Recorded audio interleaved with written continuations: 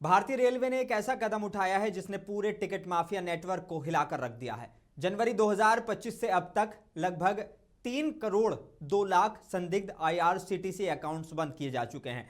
हाँ, आपने सही सुना, 3 करोड़ अकाउंट्स। ये सिर्फ नंबर नहीं, ये उस नेटवर्क का पैमाना है जो फर्जी अकाउंट्स बनाकर बॉट्स की मदद से तत्काल टिकट खरीदता था और फिर वही टिकट आम लोगों को कई गुना दाम में बेचता था। यानी असली यात्री जो नौकरी, इलाज, इमरजेंसी या परिवार से मिलने की जल्दी में तत्काल टिकट बुक करते हैं, उन्हें टिकट मिलता ही नहीं था। सारा गेम ऑटोमेटेड बोट्स खेल जाते थे।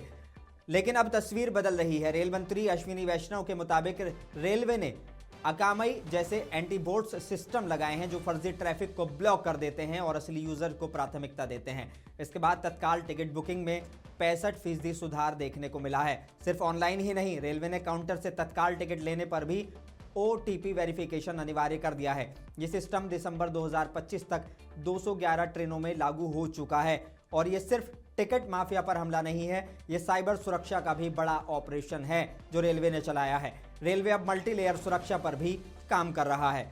इसमें 3 चीजें हैं: नेटवर्क फायरवॉल और intrusion prevention system, web application security, CERT इन और NCIIPC की 24 गुना मॉनिटरिंग और संदिग्ध PNR तक ट्रैक करके रेलवे उन्हें नेशनल साइबर क्राइम पोर्टल पर रिपोर्ट कर रहा है। इसका असली फायदा किसे हो रहा है? आपको और मुझे, यानी कि असली यात्रियों को, क्योंकि अब टिकट खरीदने का खेल बॉट्स नहीं, इंसान जीतेंगे।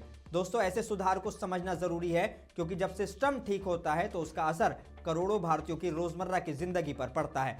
अगर आप चाहते हैं कि हम ऐसे पब्लिक इंटरेस्ट वाले इश्यूज और टेक्नोलॉजी की सच्ची जानकारी आपके लिए लाते रहें तो वीडियो को लाइक, शेयर और फॉलो जरूर करें।